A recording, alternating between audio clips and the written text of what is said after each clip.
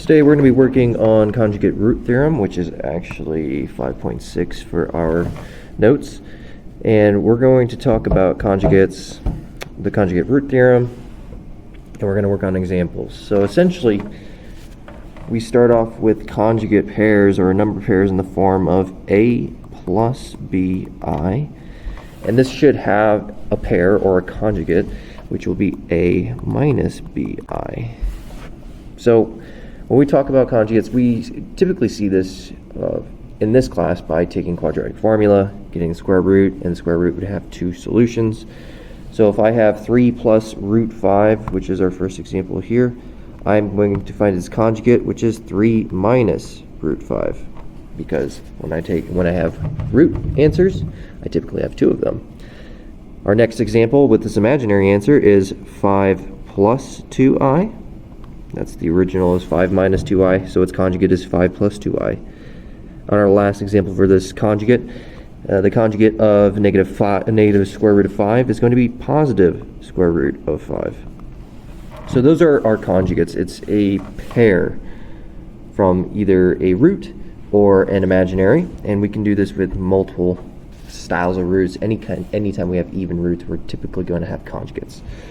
The conjugate root theorem, if a plus square root of b is a root of a polynomial equation with rational coefficients, then the conjugate of that is a minus root b, and is also a root. The same goes for imaginaries, a plus bi and a minus bi.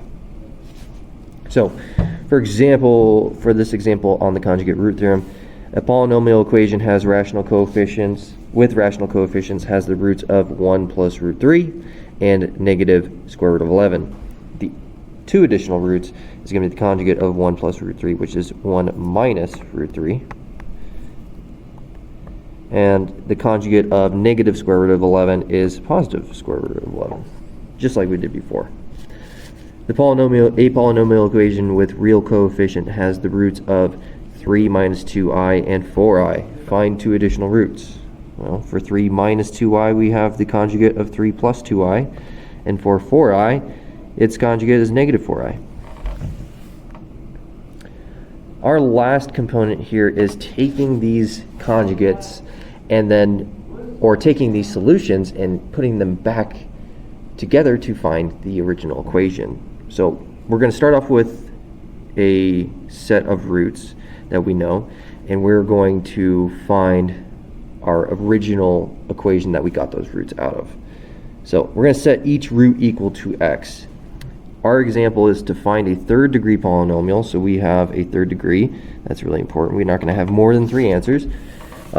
With rational coefficients that has roots of 3 and 4i. So our first rule tells us to set each root equal to x. And that's what I'm going to do. X is equal to 3 and x is equal to 4i. To isolate the I, or the square root if applicable, that's what we should be doing, we need to square both sides and get the factor. This will count for the conjugate as well. So when we have a 4i, we're really getting a 4i and a negative 4i, but we do that by squaring both sides. So that's what I'm going to do here. I'm going to square both sides. And I'm going to end up with x squared is equal to negative 16, because if you don't remember, I squared is equal to negative 1. So negative 1 times 4 squared is negative 16. And for the other one, I have already x equals 3. I don't have to do anything special with it. I'm going to get these set equal to 0, so I'm going to subtract 3 on the left, or on the right and on the left for this x minus 3, and I end up with x minus 3 is equal to 0. For the right side, I end up with adding 16 to both sides, and you end up with x squared plus 16 is equal to 0. And this is going to give us our two factors. So we have two factors right here, and I'm going to put them together. So I'm going to put these as x minus 3 times x squared plus 16, and it's all equal to 0. Now I am going to put these back in the standard form, and this is number 4. I'm going to put them in the standard form so you can see where we got this from, because I want to show you the third degree polynomial that we will typically get. Now I'm going to use box method. I'm going to have x minus 3 on top, x squared plus 16. You could FOIL this, you can do a lot of things, but The box method just shows that we need to find the area on the inside of this box or generic rectangle. X squared times x is x cubed. X squared times negative 3 is negative 3x squared. And then x times positive 16 is positive 16x. 16 times negative 3 is negative 48. And then since all the terms are different, I'm just going to rewrite this as x cubed minus 3x squared plus 16x minus 48. And it's all equal to 0.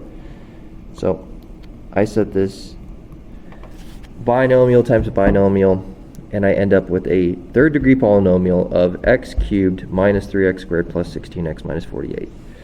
That's my original third degree polynomial equation. I'm going to do the same thing with the last example, which is C. Negative 7 and 5i are our roots. Set them equal to 0.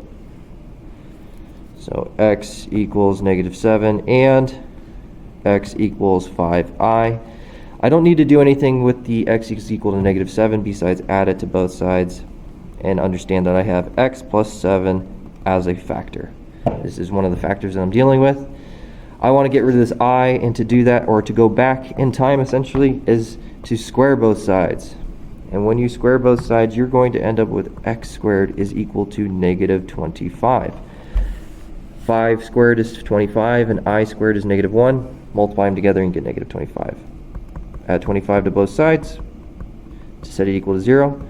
X squared plus 25 equals 0 is my second factor. I'm going to put these two together and multiply them. So I have x plus 7 times x squared plus 25. It's equal to 0. And I'm going to do just what I did last time with the box and the diamond, or box method, generic rectangle, however you want to call it. X plus 7 times x squared plus 25. And now I'm multiplying to find the area on the inside. X squared times x is x cubed. X squared times 7 is 7x squared, that's positive. X times 25 is 25x. And then 25 times 7 is having 7 quarters, so that's $1.75 or 1.75. I'm going to put this all together, rewrite my equation as x cubed plus 7x squared plus 25x plus 175 is equal to 0. And this is my original equation, in this case a cubic or a third degree polynomial. I hope that this lesson went pretty smoothly for you. If you need to, go back, pause, rewind, watch this a few times at 1.5 speed or 2 speed or double speed, and see if you can catch all the things that you missed. I hope you have a wonderful day. If you need anything, please feel free to contact me.